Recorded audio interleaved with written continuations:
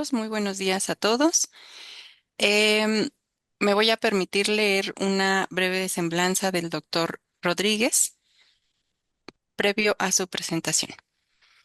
El doctor Roberto Rodríguez es director del Programa Universitario de Estudios sobre Educación Superior e investigador de tiempo completo del Instituto de Investigaciones Sociales, ambos de la UNAM.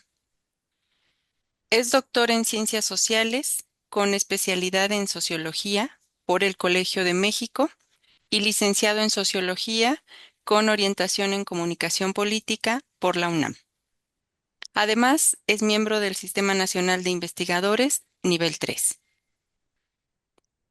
Ha sido docente en la UNAM, en la Facultad de Ciencias Políticas y Sociales y también de la Facultad de Educación de la Universidad Anáhuac, expresidente del Consejo Mexicano de Investigación Educativa, del COMIE, cofundador del Observatorio Ciudadano de la Educación, así como columnista del suplemento Campus Milenio. Sus principales líneas de investigación son política educativa, políticas de educación superior en México, educación superior comparada y educación superior y desigualdades sociales. Es un placer tenerlo hoy con nosotros, así que le daremos la palabra. Adelante, doctor. Muchas gracias Iris por la presentación y para mí es realmente un privilegio poder estar en esta conmemoración del 50 aniversario de la Secretaría de Planeación. Por lo tanto, agradezco mucho la convocatoria, la invitación que me hizo la maestra Dulce Santillán, responsable de esta secretaría, la doctora Elsa Guerrero. Antes de pasar a ustedes lo que he preparado como presentación, me gustaría mencionar algo que tiene que ver con la creación de la Secretaría de Planeación y también con la idea de establecer desde su origen una práctica de investigación y una serie de proyectos relacionados con esta tarea, que por cierto es de subrayarse, ha sido una constante en la trayectoria de la propia Secretaría de Planeación y ha producido resultados de gran interés para el área de investigación educativa en general y en particular para la que se refiere a los estudiantes, los profesores y los modelos educativos y curriculares de la educación media superior en México.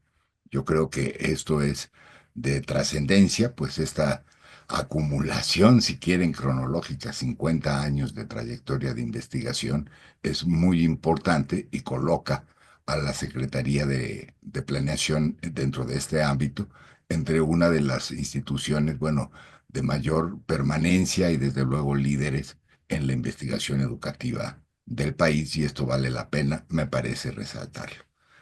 La Secretaría de Planeación se crea básicamente por dos impulsos, uno que tiene que ver con la manera en que se estaba reformulando, restableciendo el sistema de educación superior en México en la segunda mitad de los años 70, en que la idea, digamos, predominante tendría como vertiente y como principal resultado lo que en su momento se llamó el sistema integral para la planeación permanente de la educación superior, el SINAPES, que sería finalmente aprobado en el año de 1977, casi coincidente con la creación de la CEPLAN, y que establecía un- una serie de instancias o de cuerpos colegiados que deberían enfocarse a la planeación de las instituciones y los programas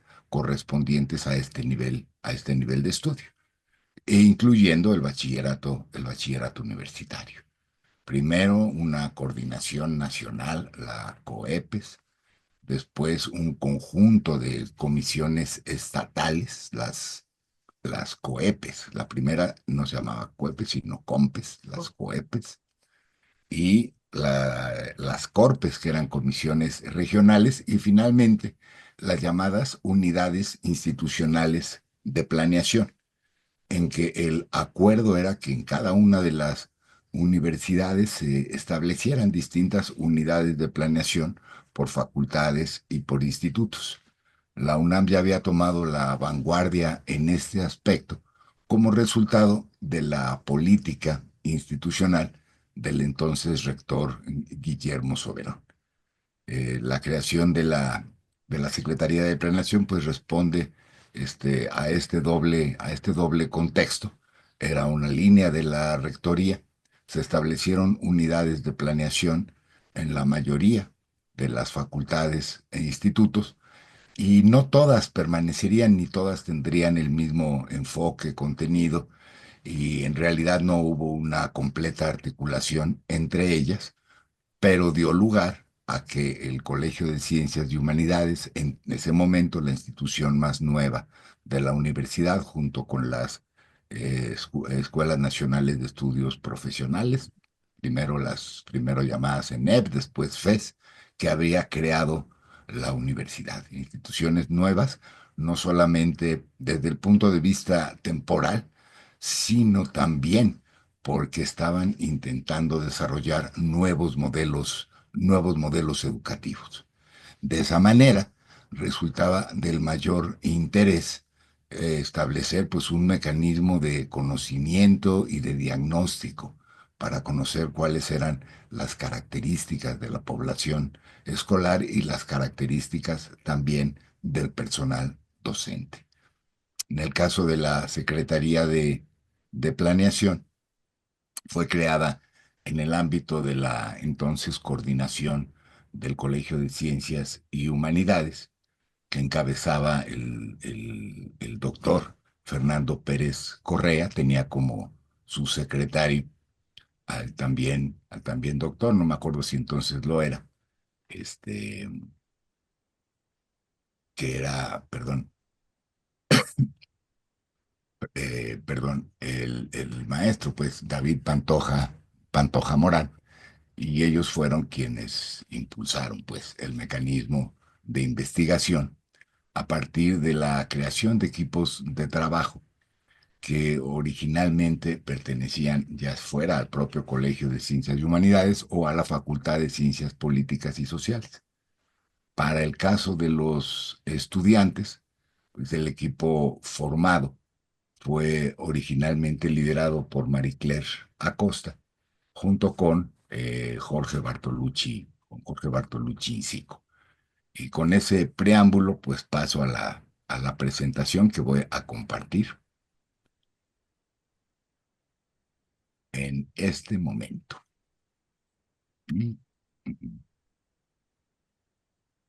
Me avisan en el momento que se vea, por favor. Ya, ya se Ya, observa. Bueno, Eh, muy bien. Falta la pantalla completa. Vamos a hacer eso, perdón. Sí. Para eso se hace así. Se hace así. Ahí estoy bien. Se sigue observando igual. Perdón, entonces es desde el Zoom, yo creo. Así es. Aquí debe de ser. Ahí debe estar. Si es así. Sol- No. Solo que lo que se observa es el cartel de la Sí, conferencia. porque ahí esa es la primera, es la Ok. portada. Bueno, pues seguimos así. Bueno, muy bien, una referencia a las que fueron las primeras líneas y proyectos de investigación en esta Secretaría de Planeación recién establecida por ahí en el año 75, a finales del 75, si no me equivoco. La primera, bueno, el perfil del alumno del Colegio de Ciencias y Humanidades, que fue previsto para su realización a través de 3 encuestas, una por año, a la generación que ingresó en 1977, la generación 77-79. Y también fue previsto un seguimiento de esa misma generación a su egreso del CCH. Ese era así, si quieren, los trazos más generales de la investigación perfil del alumno. Junto con ella se previó una sobre el perfil del docente o del maestro, no recuerdo bien, del Colegio de Ciencias y Humanidades, con dos ramas o dos elementos, un estudio cualitativo sobre esta población de profesores y un estudio enfocado más bien a las condiciones laborales del personal docente. Como ustedes saben, por el tamaño del reto en el Colegio de Ciencias y Humanidades, buena parte de esa primera generación de profesores, las que estaba en el colegio por esos años, pues apenas y contaban con estudios de licenciatura, algunos de ellos ni siquiera con ese primer grado universitario, y todos ellos en su totalidad habían sido contratados como personal de asignatura. Entonces, conocer las dimensiones del reto laboral se consideraba un elemento importante para buscar alternativas al futuro próximo. Una tercera línea de investigación y de mucho interés estaba centrada en el modelo educativo del Colegio de Ciencias y Humanidades. Es decir, cuáles eran estos rasgos, estas características. Perdón, Sí, doctor, no hemos pasado de del cartel. No se observan las diapositivas a las que hace referencia. De hecho, el qué, que se observa en pantalla es un PDF. qué bueno que me avisa. Sí, gracias. Ya se ve. Ya, Vale, Qué por bien. fin, ya. perdón, tenía muchas cosas abiertas. Ustedes disculpen. No te preocupes, Roberto. Muchas gracias. Bueno, ahí estamos en primeras líneas y proyectos de investigación. Como ya Sí. dije, nada más la repaso. El perfil del alumno, el perfil del maestro, una tercera sobre modelo educativo del Colegio de Ciencias y Humanidades, que más bien fue un amplio seminario que duró como un año, y también un proyecto de investigación que se llamó Análisis Institucional del Colegio de Ciencias y Humanidades sobre el requerido proceso de institucionalización del CCH y en particular sobre el tema de las condiciones del personal docente y sus posibilidades de trayectoria profesional o laboral en el CCH. Esos fueron los primeros proyectos que se plantearon, pero tuvo prioridad el del perfil del alumno del Colegio de Ciencias y Humanidades, porque era un estudio al que se le daba relevancia. El diseño del perfil del alumno y algunos comentarios sobre su diseño. Primero, bueno, un plan general para la investigación, su diseño general y la organización de la misma.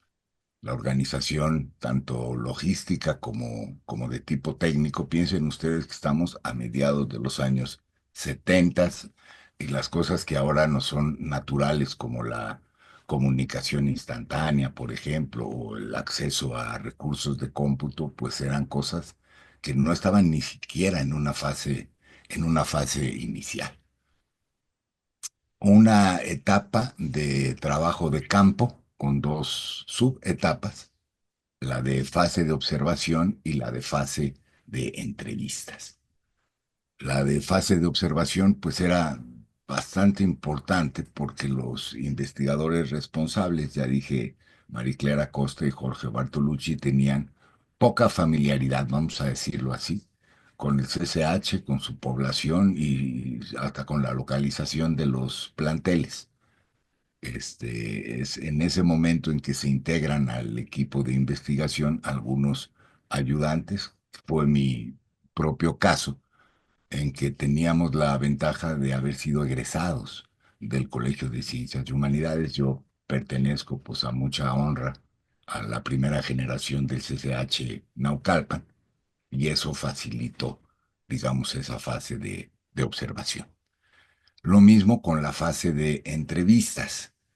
Se realizaron lo que después se llamaría grupos de enfoque. En ese momento, pues más bien entrevistas colectivas con estudiantes para más o menos poder establecer el marco, vamos a llamarle conceptual, de la investigación, qué tipo de cosas se deberían o se podrían preguntar, lo que dio lugar a un primer guión a un primer guión de la encuesta, del cuestionario para las encuestas. Se realizó de esa manera un primer guión de encuesta basado fundamentalmente en preguntas de tipo cerrado con opción múltiple y se hizo la prueba piloto de esa encuesta. No fue satisfactoria.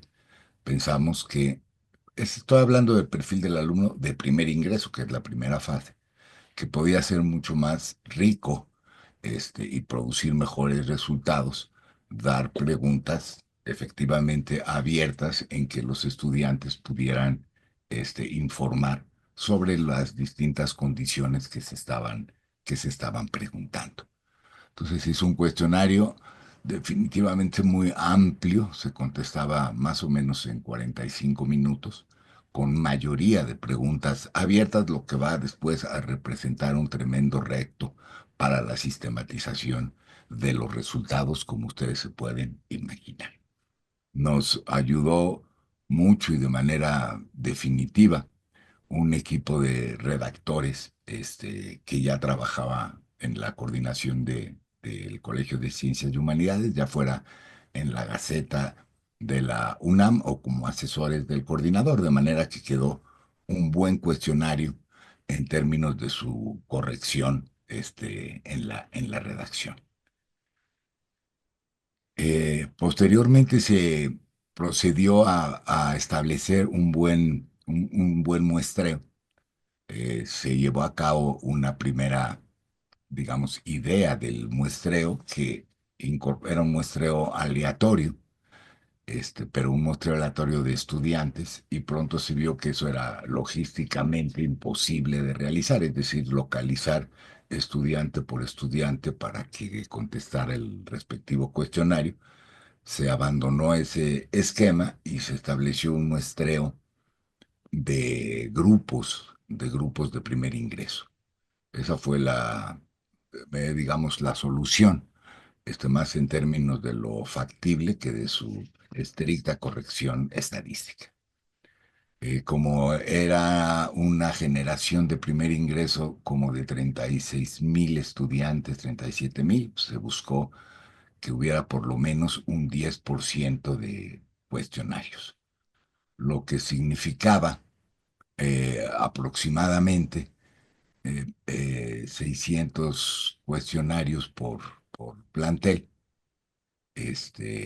y establecía que tendríamos que llevar a cabo la encuesta en al menos dos salones de 30 estudiantes por turno, ¿no? Hasta alcanzar la cuota de 600 estudiantes por plantel, ¿no?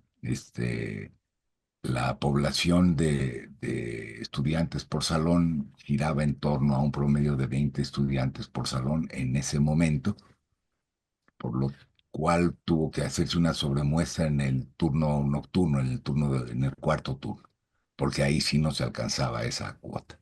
Finalmente se obtuvieron 3,700 cuestionarios, se descartó los que venían escritos ya fuera de manera incompleta o en broma, en fin, porque también lo sabía, y se llegó a una muestra final en torno a 3,300 cuestionarios aproximadamente.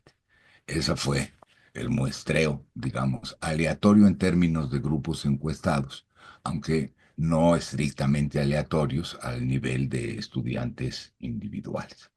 Pero se hizo posteriormente un ejercicio de submuestras aleatorias sobre la base de esos 3,000 cuestionarios y nos permitió ver que los resultados no presentaban diferencias estadísticamente significativas, por lo cual le pudimos dar validez al instrumento y a la muestra que se estableció.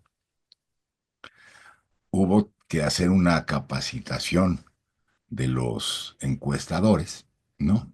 Casi todos ellos estudiantes de la Facultad de Ciencias Políticas, algunos de otras facultades, más o menos fueron 30 encuestadores. Trabajaron con nosotros entre 2 y 3 meses, no haciendo la encuesta se realizó en términos de una semana más o menos, sino que también serían contratados para la codificación de los cuestionarios, ¿no?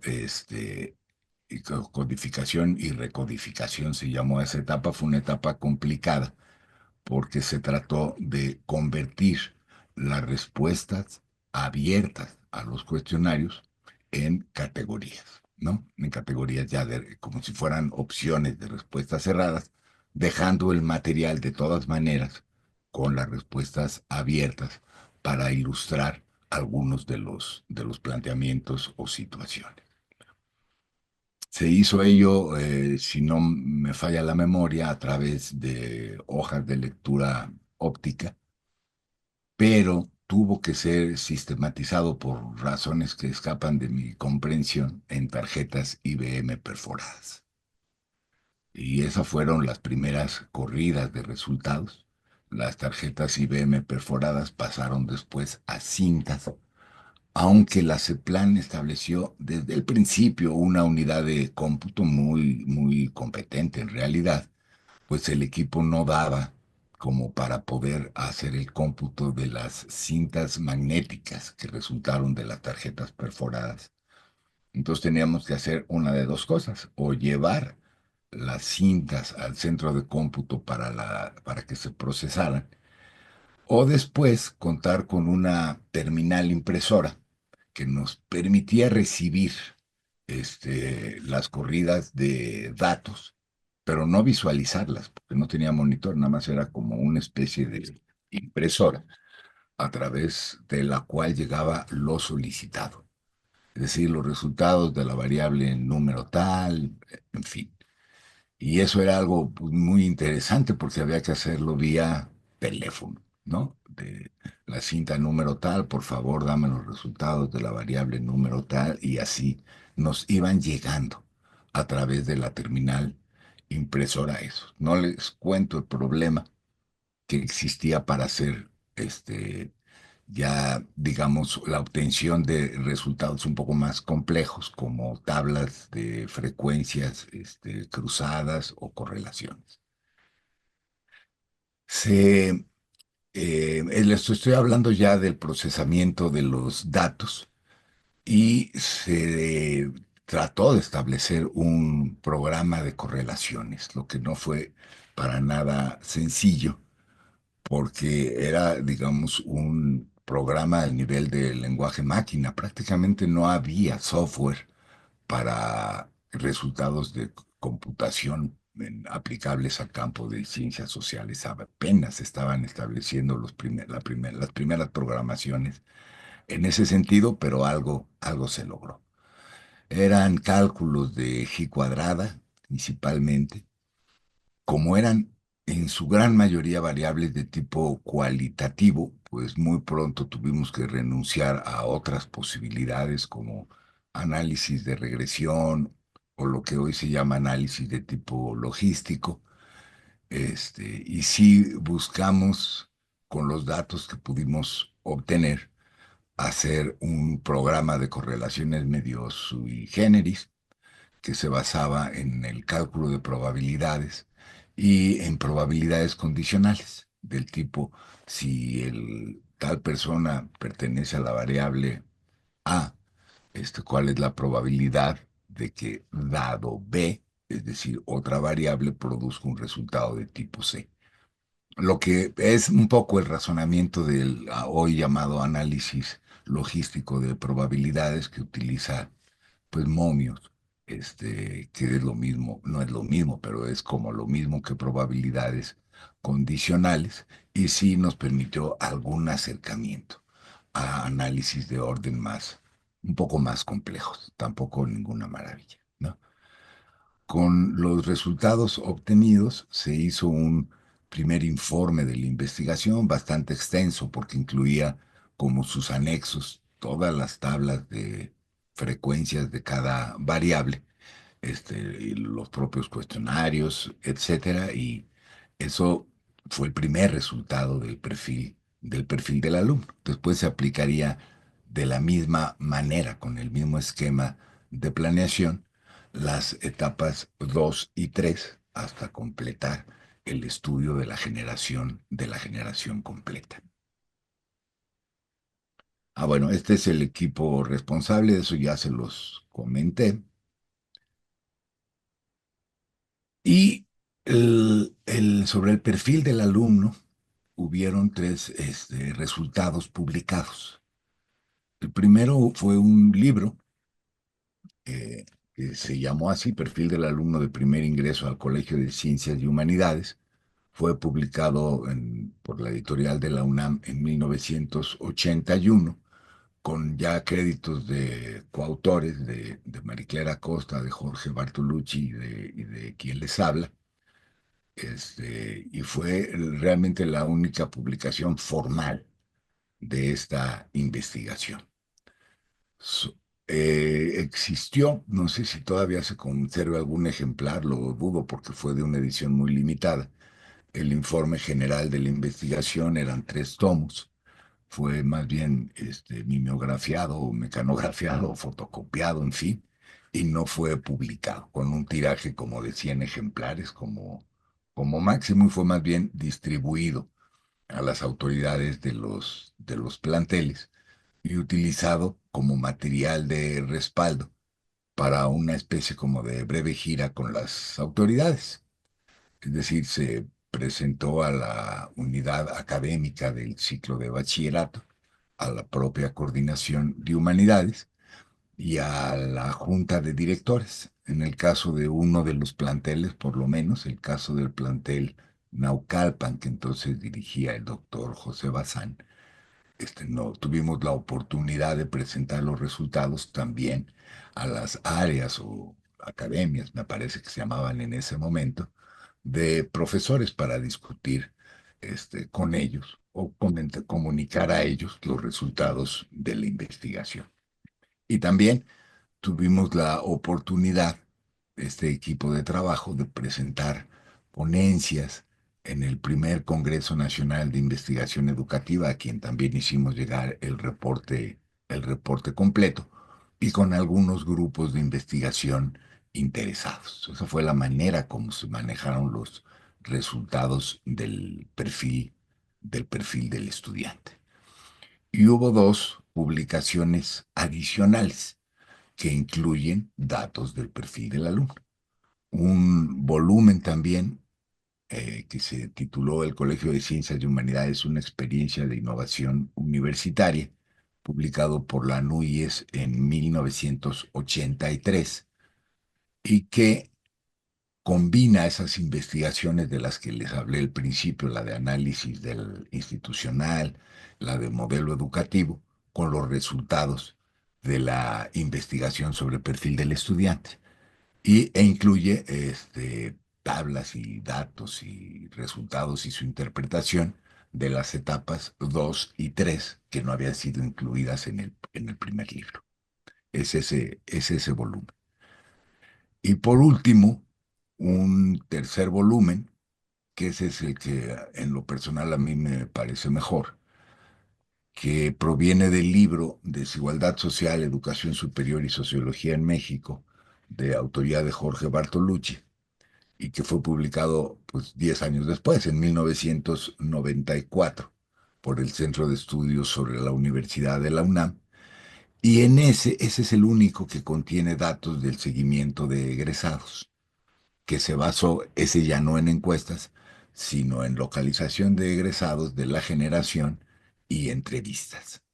Y ese es un estudio, pues, el que llevó a cabo Jorge Bartolucci, en que ya incluye la parte teórica o conceptual de la investigación, o lo que a juicio del autor era el mejor referente, digamos, teórico, que podía explicar los resultados observados, sobre todo los resultados que obtuvo de la fase de entrevistas para egresados.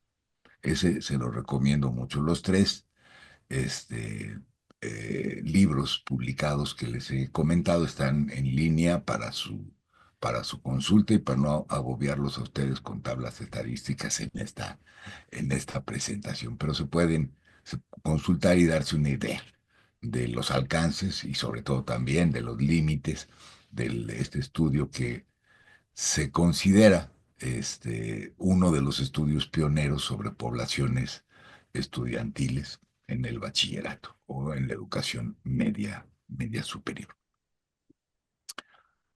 Acá están, por cierto, las portadas. Esa es la del perfil del alumno de primer ingreso, la de una experiencia de innovación universitaria, el tomo de la Núñez, y el libro de Jorge, el de Desigualdad Social, Educación Superior y Sociología en México. Vamos a hablar ahora sobre los hallazgos y temas de interés de la investigación. Muy someramente, muy superficialmente. El primero, muy interesante, sobre todo desde una lectura del presente, que, que sí vale la pena subrayar, es la proporción entre estudiantes hombres y mujeres. El dato que nosotros obtuvimos era de una proporción 70-30. Es bien distinto del actual, que ustedes ya saben, es pues mita y mita, ¿no? Prácticamente. En algunos planteles con una ligera mayoría de mujeres, pero el resultado global nos da casi 50-50 en el primer ingreso al colegio. Y eso es una diferencia grande entre 70 y 30. Y además, con variaciones bastante significativas entre planteles y turnos. El turno 3 y 4, muy predominante la población masculina, y también los planteles más situados en la periferia de la ciudad, más, vamos a llamarle, masculinizados, ¿no? Ello obedece a que, por ejemplo, para la asignación por turno se seguían preferencias de los estudiantes y no, como más recientemente, se ha optado por equilibrarlo a partir del azar, pues, ¿no? Y también que la asignación por planteles todavía en ese momento obedecía a este doble sistema de puntaje en el examen, en el concurso de selección y el domicilio de los estudiantes, ¿no? Entonces, esos eran factores que seguramente estaban interviniendo en las diferencias entre planteles y turnos, aunque ese promedio de 70-30 refleja lo que era el conjunto de la población. El dato que obtuvimos en la encuesta era exactamente el mismo, o prácticamente el mismo que el reportado en la estadística general de la UNAM sobre la población de estudiantes. Por lo menos en ese sentido no teníamos ningún rasgo de diferencia que nos hiciera desconfiar del muestreo. También, dato muy interesante, el de las edades de los estudiantes. Por un lado, por supuesto, la mayoría estaban en la edad correspondiente al inicio del ciclo de bachillerato, aunque el promedio quizás en ese momento era ligeramente superior al actual, por una razón, porque había una proporción importante de estudiantes adultos superior al 20%, 24% en algunos de los planteles, ¿no? Y de estudiantes que trabajaban, ¿no? También una proporción de casi una cuarta parte del estudiantado del Colegio de Ciencias y Humanidades era de estudiantes que trabajaban, ¿no? Y que se habían reincorporado al ciclo de bachillerato. Eso sí, hace también una diferencia el perfil de edades con la situación actual, ¿no? Y también fue una variable que en el estudio de relaciones entre variables o de correlaciones resultaba significativa. Es decir, que los estudiantes más en la edad típica de ingreso al bachillerato tenían mayores condiciones de permanencia en el ciclo, de no deserción o abandono escolar y mejor desempeño en términos de regularidad, materias aprobadas y calificaciones que los estudiantes adultos.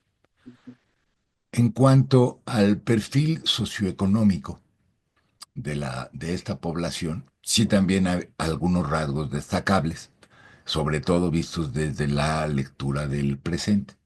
El primero, bueno, no es muy distinto. eran sectores típicos de la clase media urbana del Distrito Federal. La mayoría, sin embargo, o no sin embargo, sino la mayoría de los padres de familia de estos estudiantes, aunque vivían en el Distrito Federal, por supuesto, o en los municipios, los pocos municipios entonces colindantes con la ciudad, Naucalpan, por ejemplo, Tlalnepantla, por ejemplo, habían nacido fuera del Distrito Federal. Entonces era todavía, pues estamos hablando de hace 50 años, de esta población que se había urbanizado, originalmente originaria de otras entidades federativas. La de padres y todavía ligeramente superior, la de madres de familia, ¿no? También la mayoría provenía de padres asalariados, empleados y trabajadores, y una absoluta minoría de sectores de un nivel ocupacional superior a este, es decir, sí había comerciantes, pero no definitivamente empresarios, por ejemplo, ¿no? Y una auténtica minoría de madres trabajadoras, ¿no? Es decir, 15-20% de madres que también contribuían al sostenimiento del hogar a través de un trabajo formal, ¿no? Eran una auténtica minoría, condición que sin duda ha cambiado en el presente, aunque no tendría para comentar los datos respectivos de la comparación. También familias más bien extensas, con un rango entre 3 y 4 hijos, ¿no? Ese sería el promedio, 3 punto y tanto de hijos, contando a los estudiantes. Ahora seguramente son familias entre uno y dos hijos. Y algo que sí fue definitivamente revelador e importante, la escolaridad de los padres en su gran mayoría apenas alcanzaba la educación básica, es decir, la secundaria. Y franjas más pequeñas de bachillerato concluido y de profesionistas, ¿no? Ahora esta situación también, sin lugar a dudas, se ha modificado, es lo que algunos llaman la movilidad estructural, ¿no? Este, pero esta era la escolaridad de los padres y sí alcanzamos a notar, sobre todo en las etapas de seguimiento de la trayectoria en el ciclo de bachillerato, que básicamente la estructura familiar no podría considerarse una estructura de apoyo a los estudiantes simplemente porque los padres de familia no contaban con una escolaridad del mismo nivel o superior. En todo caso, lo que ellos afirmaban en sus respuestas es que era con sus amigos o sus hermanos con quienes podían encontrar alguna orientación de tipo escolar, pero difícilmente con sus padres. Además, una, digamos, forma cultural en la que este no era esencialmente el caso, ¿no? Es decir, ya lograron colocar a sus hijos en el bachillerato y a partir de ahí, pues lo que tú puedas hacer. No había esa suerte de angustia o de responsabilidad de los padres de brindar ese apoyo o acompañamiento a sus hijos, como sí lo es normalmente el caso de padres con estudios profesionales o que son profesionistas, etcétera, y que sí pueden brindar ese respaldo. Y por otro lado, hicimos una exploración bastante amplia sobre las expectativas y aspiraciones de los estudiantes al momento de estar inscritos en el bachillerato. Y se puede resumir en una sola o en dos, que era alcanzar la educación superior. Se les preguntara como se les preguntara. ¿Hasta dónde quieres llegar? Pues hasta por lo menos a la licenciatura, pero como por lo menos. ¿Y cómo imaginas tu futuro? Pues como el de un profesionista. ¿Y qué quieres estudiar? Pues tal o cual carrera. Pero también era la expectativa de la familia, sin duda, ¿no? ¿Qué es lo que tus padres esperan? Pues que pueda llegar a una carrera universitaria, en fin. Este tema lo pudimos discutir bastante, tanto en el equipo de investigación como después con las autoridades y los profesores del colegio, en el sentido en que a pesar de que el CCH en su origen se planteaba con cierta timidez como una opción bivalente, entonces se decía es propedéutico y terminal, este asunto de la terminalidad no iba a jalar como estaba previsto, justamente por este factor. Si todos querían ir a la universidad y esperaban un futuro de movilidad social ascendente que les proporcionaría el título profesional, entonces veían a las opciones técnicas en todo caso como un requisito un tanto incómodo. No sé cómo es la situación ahora. Las opciones técnicas se han modificado en varias ocasiones en la trayectoria del CCH, pero entonces era un dato muy relevante porque se tenía en el modelo original, vamos a llamarle así, del colegio una gran expectativa de que pudiera cumplir esta doble función propedéutica y de capacitación, por lo menos, para que los estudiantes pudieran tener varias opciones, digamos. Y este asunto de las expectativas y aspiraciones, tanto de los jóvenes como de sus familias, pues sí representaba una tensión al respecto. Otro punto muy interesante y que se hace una enorme diferencia con las generaciones escolares es el de la trayectoria escolar previa, en el sentido en que si bien la mayoría presentaba trayectorias regulares, generalmente en instituciones públicas, generalmente desde la primaria, sí había una proporción significativa mayor al 25%, en torno a una tercera parte, de trayectorias más irregulares. Es decir, que hubieran reprobado algún año en primaria o en secundaria, entonces sí existía esta posibilidad de reprobación, o bien que fueran trayectorias en educación básica truncadas o en educación media superior interrumpida, etcétera, todo ese tipo de condiciones. Pero lo más interesante es que al día de hoy se puede ingresar al CCH con un mínimo de 90 puntos ya en el concurso de selección. Y estas generaciones, por el tamaño del Colegio de Ciencias y Humanidades, entre otros factores, podían ingresar hasta con 40 puntos o menos. Entonces es una población escolar bien distinta. Vamos a decir, exagerando si quieren, que la actual es la élite de la educación básica en México. Si tomamos en cuenta los resultados del concurso de selección, por ejemplo, lo mejor de las secundarias ingresa a los bachilleratos de la UNAM. Eso es difícil de discutir a pesar de que hoy habrá otras conceptualizaciones, vamos a decir. Pero no eso no era el caso en los años 70, no, en definitiva. Y eso sí va a repercutir en los primeros resultados que se obtuvieron en términos de desempeño y eficiencia terminal en el colegio. Me refiero a que hacia estas generaciones, las de los primeros años 70, bueno, las de la década de los 70, la eficiencia terminal en el colegio era inferior al 50%. En algunos casos su plantel es en torno al 30%.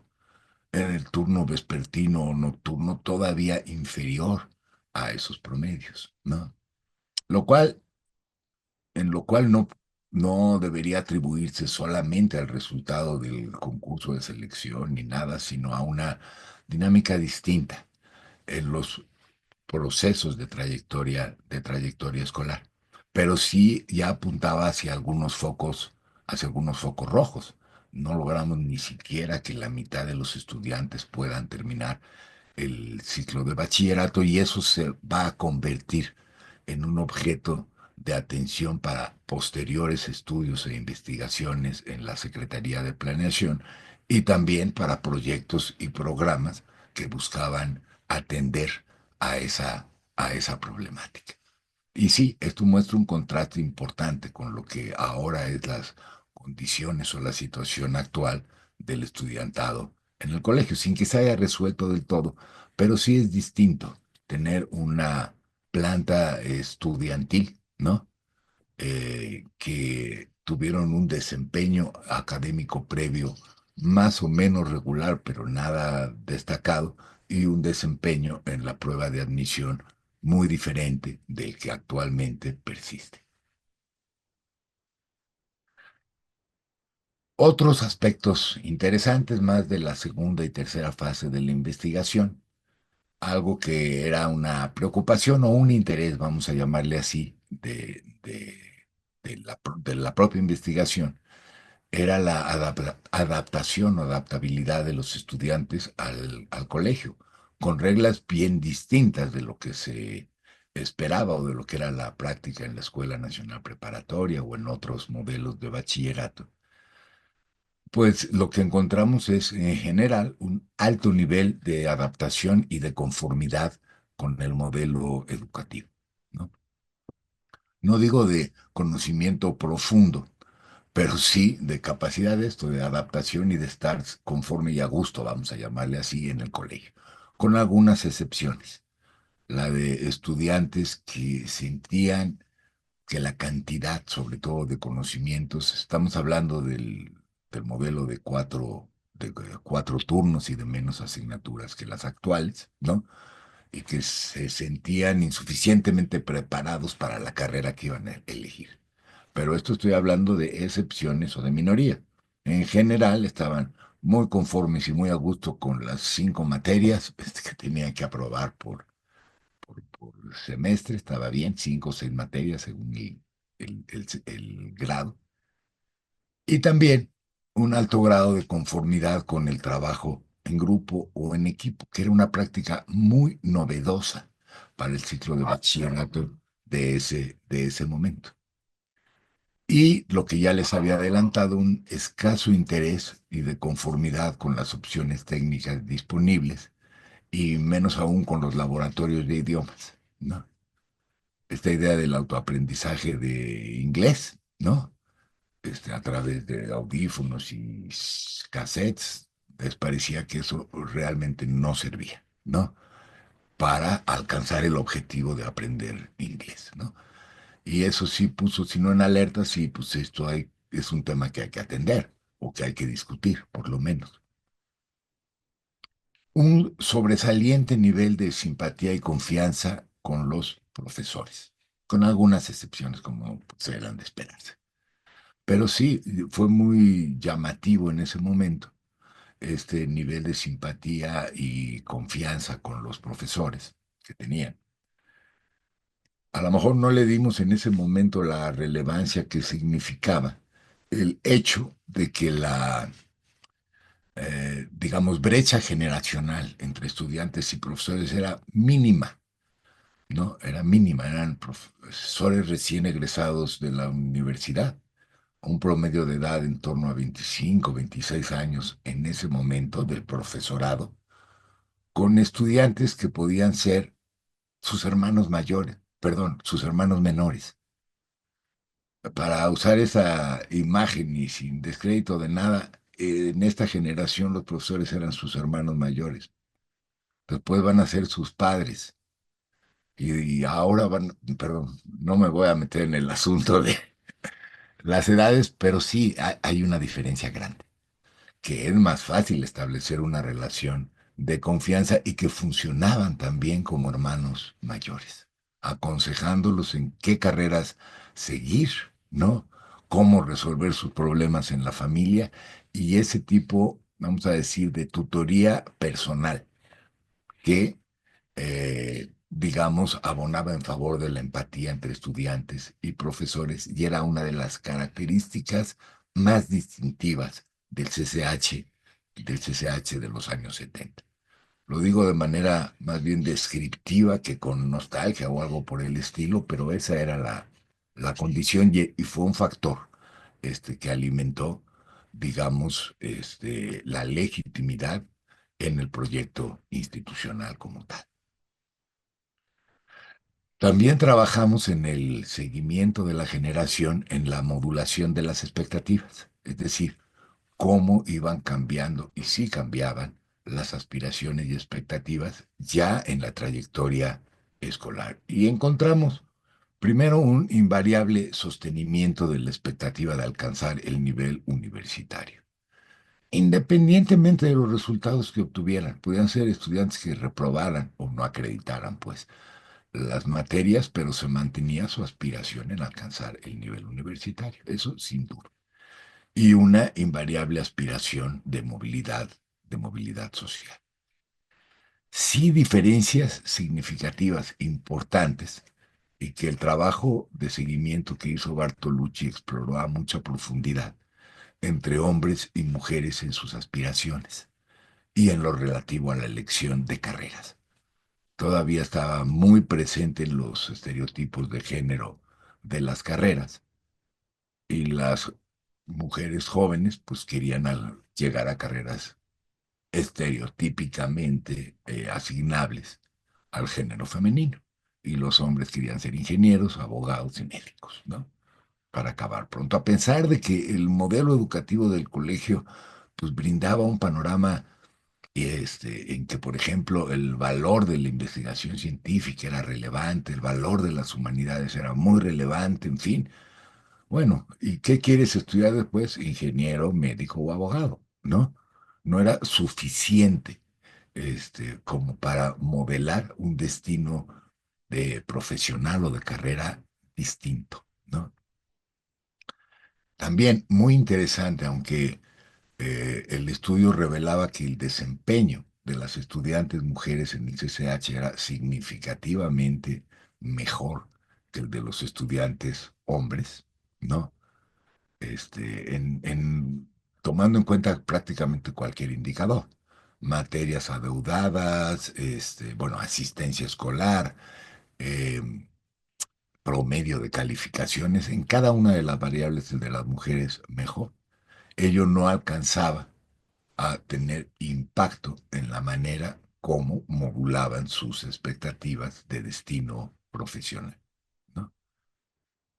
Y eso me parece que sí ha cambiado, ¿no? Que sí ha cambiado y que ha cambiado bastante, en el sentido en que la gama de posibilidades de elección de carrera de estudiantes mujeres en el bachillerato ya es distinta a la de los años 70, por ejemplo, y que esta reiteración de que son mejores estudiantes ya también repercute en la manera como pueden planificar su futuro como estudiantes.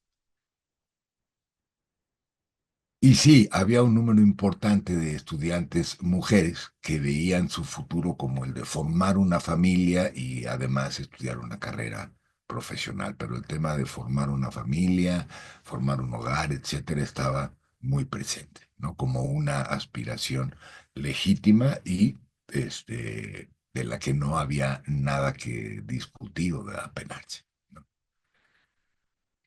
En cuanto al desempeño escolar en el CCH, bueno, una mayoría de estudiantes con trayectorias regulares.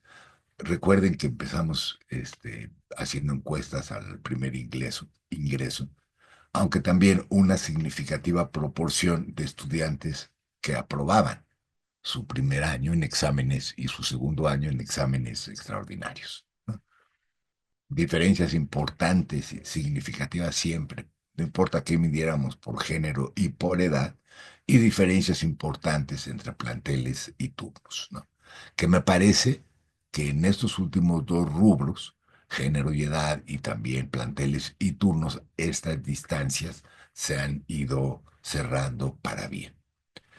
También ya ahí se detectaban niveles significativos importantes de abandono escolar y esta problemática de la eficiencia terminal, este, que hacía una distancia, una brecha muy grande entre la Escuela Nacional Preparatoria y el CCH en estos años.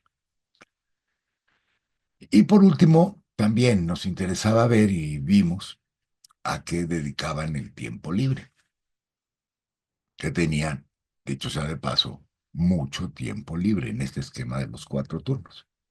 Bueno, parte lo dedicaban o decían dedicarlo al estudio y a resolver tareas, pero teníamos muy poca evidencia de algún esfuerzo de autoaprendizaje. ¿no? El de buscar por tu cuenta, el de complementar lo que te enseñan en clase con otras lecturas, que eran planteamientos del modelo original, ¿no? De irse a la biblioteca a seguir estudiando, en fin, había poca evidencia en ese sentido y también lo tratamos de señalar, ¿no? Como un asunto que habría que reforzar por lo menos o que, digamos, buscar medios que apoyaran esta idea del autoaprendizaje, ¿no? Y una proporción importante, siempre importante, de estudiantes que permanecían en el plantel para actividades tanto de esparcimiento como de socialización. Y esto sí es interesante porque el CCH, como fue planificado, pues no contaba con las áreas deportivas, por ejemplo, de la Escuela Nacional Preparatoria, en que hay albercas y estadios y en fin, ¿no? Y sin embargo, de todas maneras se formaron equipos, grupos, y aunque fuera en la cancha de básquetbol y como fuera, y eso es más por la autogestión de los estudiantes que porque así hubiera sido planificados los planteles, y formación de grupos musicales y de teatro y de talleres, etcétera. Y en ello sí destacábamos, ¿no? Que más que para que el colegio estuviera bien preparado para actividades de esparcimiento y socialización, la propia dinámica y el uso del tiempo libre disponible las había estado generando. Y que valía la pena también brindar atención a este elemento como un complemento del modelo educativo. Esos fueron, lo digo en términos muy generales, los principales resultados de la investigación. Una vez terminado el estudio pasaron varias cosas. El equipo original que hizo la investigación realmente se dispersó, no tuvo la debida continuidad o no tuvo una continuidad. La doctora Mariclera Costa se dedicó más a su muy conocido tema de derechos humanos. Los líderes de los proyectos de alumnos y de maestros, Jorge Bartolucci, Juan Zorrilla, eh, se cambiaron de adscripción al Centro de Estudios sobre la Universidad, lo que en lo personal yo también haría después. La, pues siempre muy agradecible oportunidad que nos brindó la propia Coordinación de Humanidades de trasladar nuestras plazas a esta nueva institución. Y el equipo, bueno, cambió, pero no cambió el interés por seguir estudiando a la población estudiantil. Y yo aquí pongo algunas de las que tengo presentes, posteriores a la de perfil del alumno, que se centraron en estudios sobre hábitos de estudio, por ejemplo, en problemas de aprendizaje y del otro lado en buenas prácticas para el éxito escolar, por ejemplo. O sea, ya más líneas de investigación enfocadas a estos aspectos. Los estudios de trayectorias escolares en el CCH de las distintas generaciones para monitorear cómo iba avanzando o no avanzando este tema de la terminalidad en el colegio, identificación de problemas acerca de la regularidad en la trayectoria y la permanencia escolar. Y luego, más recientemente, esta generación de aplicación de los exámenes diagnóstico, interpretación de sus resultados y este muy interesante trabajo de estudios sobre aprendizajes difíciles por asignatura.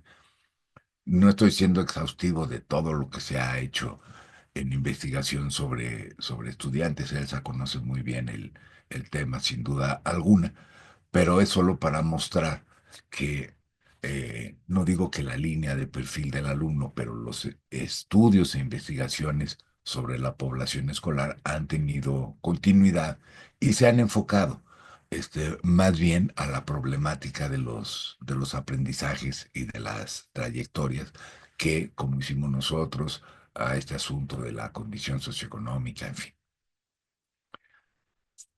Las líneas de investigación sobre estudiantes han tenido alguna repercusión o intersección, pues, con algunos programas que se han intentado en el Colegio de Ciencias y Humanidades, como primero los que fueron los proyectos de recuperación de rezagados y de prevención del abandono escolar, como la evaluación de las opciones técnicas, las distintas evaluaciones de las opciones técnicas y su reconfiguración sobre posteriormente, los 90 la evaluación del plan de estudios y del diseño curricular del CCH que dio lugar, ustedes lo saben mucho mejor que yo, a un nuevo plan de estudios y a un reenfoque del diseño curricular más realista y a algo que también tuvo su importancia en su momento, a los proyectos de capacitación y regularización del personal docente, básicamente centrados en apoyos para la obtención del título de licenciatura para regularizar los nombramientos como profesores de asignatura y los primeros y después segundos esfuerzos para nombramientos de tiempo completo. Primera generación, los llamados PSEMS, que eran bueno, equivalente a una plaza de tiempo completo para bachillerato, y que luego, a partir del rectorado del doctor Jorge Carpizo, serían los primeros profesores ya con plaza de tiempo completo asociado C, ¿no? Hay un primer momento en que se piensa que el profesorado de tiempo completo del CCH debe tener requisitos distintos a los del personal de licenciaturas y posgrados.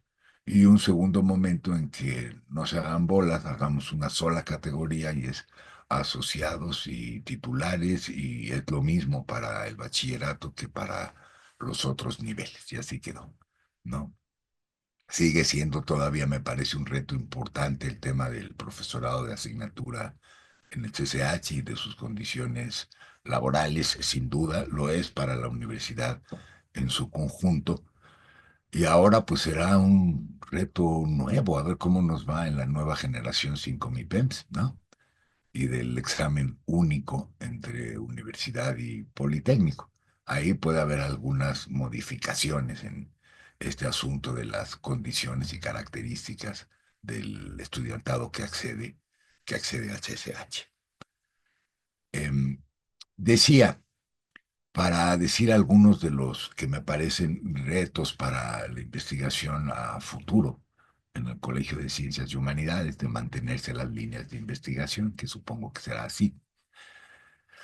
Quizás tuvimos, en fin, un déficit en la manera de difundir la investigación, ¿no?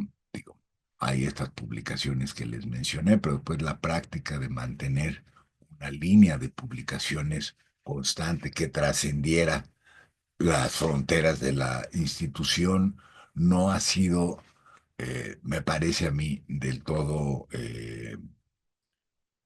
digamos, llevada a cabo, ¿no? Se hace investigación de gran calidad, se hace investigación, pues, con los recursos y esfuerzos que ello representa, pero quizás su proyección más allá del CCH ha sido, vamos a decirle, tal vez insuficiente.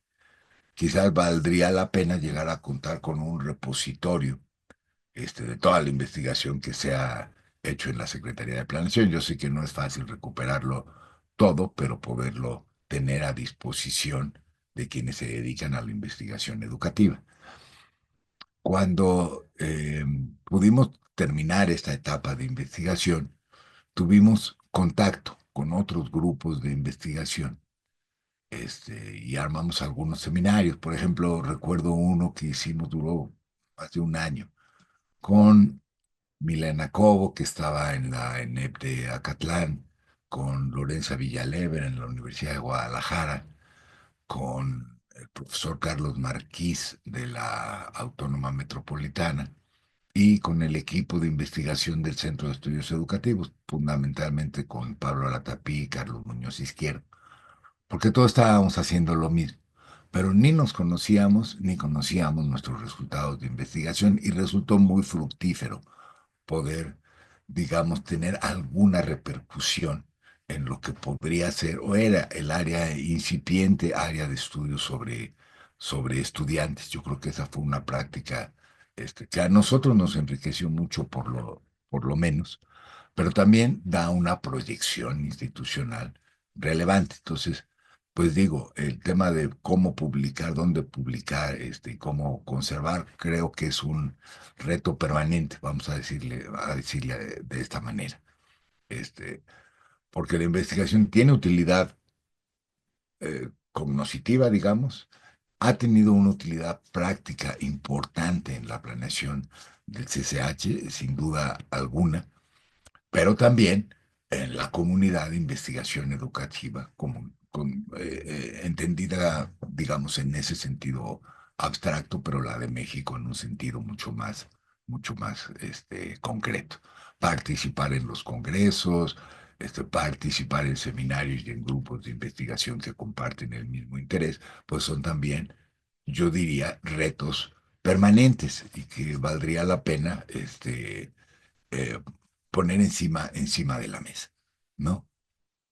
Y sobre todo, cómo hacer llegar los resultados de la investigación a quienes tendrían que ser siempre sus primeros destinatarios, que son los profesores del Colegio de Ciencias y Humanidades, ¿no?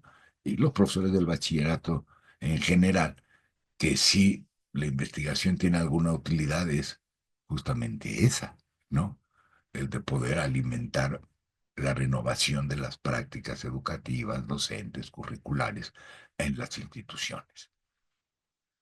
Y para dejar tiempo a preguntas, comentarios y demás, voy a parar aquí la presentación, Elsa y Dulce. Y quedo atento a lo que ustedes quieran decir, preguntar o criticar o lo que ustedes gusten. Y voy a dejar de compartir. Gracias, Muchis- gracias, doctor Roberto, por toda esta remembranza que hace del trabajo en la Secretaría. Definitivamente no ha sido sencillo seguir una trayectoria en investigación. Yo siempre lo he dicho públicamente, no somos investigadores, la única investigadora con título es la doctora Elsa. Nosotros nos hemos hecho con nuestras plazas de profesores en la práctica y hemos transitado. Sí me ha tocado ver, por fortuna, una trayectoria de la Secretaría desde su creación como estudiante. Yo era estudiante y venía a hacer mis prácticas de pedagogía aquí en la Secretaría, después como profesora y ahora acompañando aquí a la administración en este cargo. Y sin duda, yo calificaría los últimos años en esta secretaría, anticipándome un poco a los eventos que vamos a tener de cierre de este memorable 50 aniversario de la secretaría, de decir que hemos, en materia de investigación, y no siendo investigadores, o investigadoras, hemos avanzado muchísimo. Estos últimos 4 años, por no mencionar ya otros que nos anteceden, em, hemos avanzado en qué, sobre todo en la parte de difusión. Se han publicado varios trabajos, más de 5, algunos de ellos libros, otros reportes, y son de acceso libre en la página de la Secretaría. Lo que logramos hacer es conformar un equipo, ¿no? Con diferentes integrantes, y dado que, bueno, sí se mencionó que la Secretaría de Planeación en sus inicios tenía pues un área de cómputo que después pasó a ser parte de la Secretaría de Informática o conformar la Secretaría de Informática. Eso sin duda que fue todo un reto porque se dejó a la Secretaría desprovista de toda esta área y a depender para todas las cosas que se querían realizar de esta otra área de trabajo. La comunicación a veces no es fácil. Sin embargo, debo señalar y reconocer que en estos años hemos hecho un equipo de trabajo con esta secretaría, con todas las secretarías, pero en particular por ser vecinos con esta, secretaría y ahora también me atrevo a decir que en esta nueva conformación de ese equipo de trabajo que hemos logrado en estos últimos 3 años, tenemos nuestra propia área de comunicación en informática con 3 ingenieros que nos dan soporte pues para todos los procesos. Esto ha acelerado sin duda alguna el trabajo que ha desarrollado esta secretaría y apoyados en el titular de la dependencia, conocedor de lo que se produce y de lo que hacemos, le ha dado impulso a la difusión y a la publicación de textos. No todos los que quisiéramos, de verdad a veces trabajamos más de lo que se ve, pero sí tenemos ya publicación y ahí sí nos apoyan en el registro, en este ICBN y todo esto que se hace que nosotros no hacíamos porque no teníamos un área de apoyo y también los tiempos, de verdad, por la evaluación que se hace cada año a nuestro trabajo, pues nos comen. Entonces, pues a qué se dedica uno.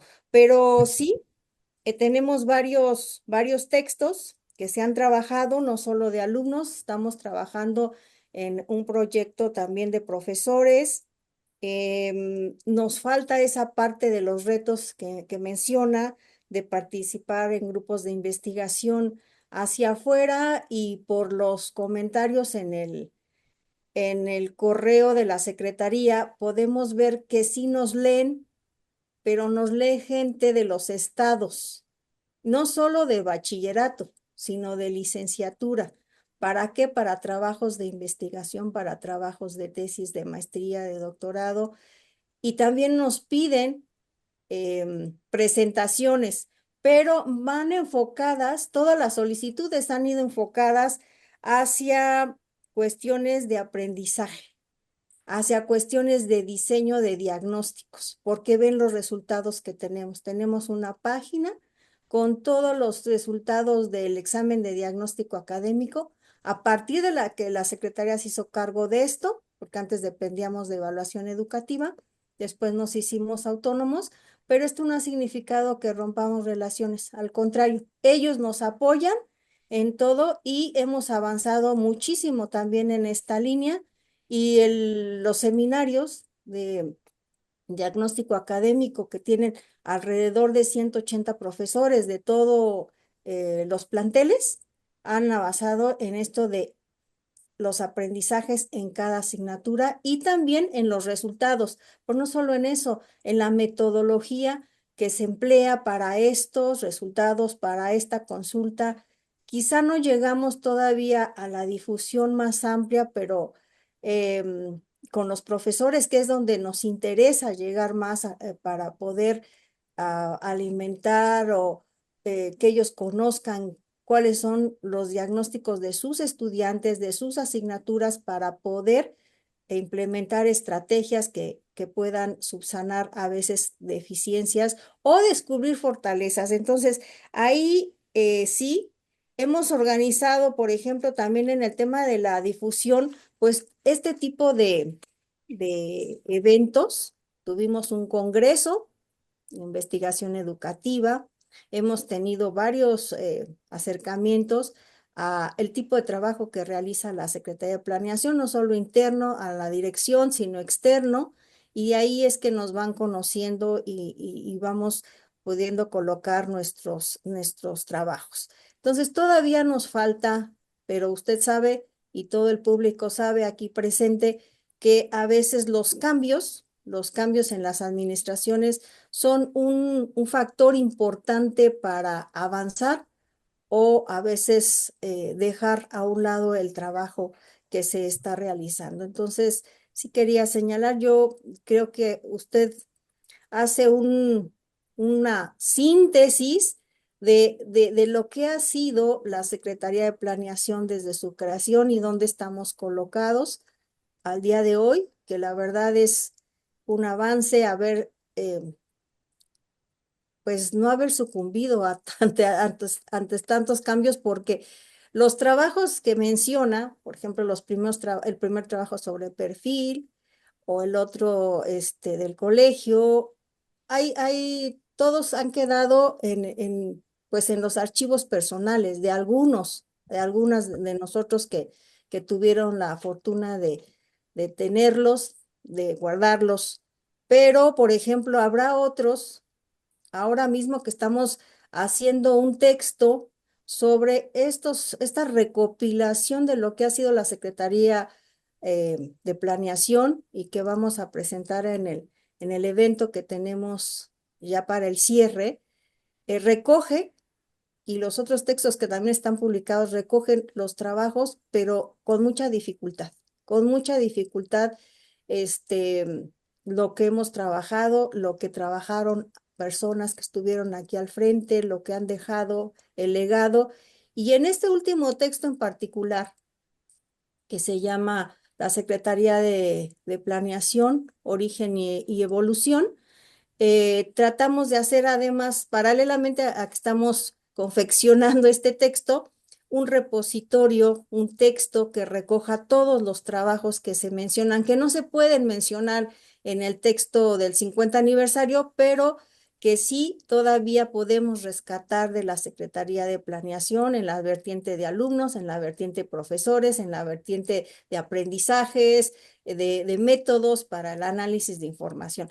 Por ahí seguimos trabajando, sí ha sido arduo, la verdad, han redoblado acá los esfuerzos todos los integrantes de la Secretaría. No es un equipo grande porque se imaginan que tenemos recursos y que es un equipo grande, no lo es, pero tratamos de aprovechar al máximo quiénes somos, lo que tenemos y lo que podemos hacer. Muchas gracias.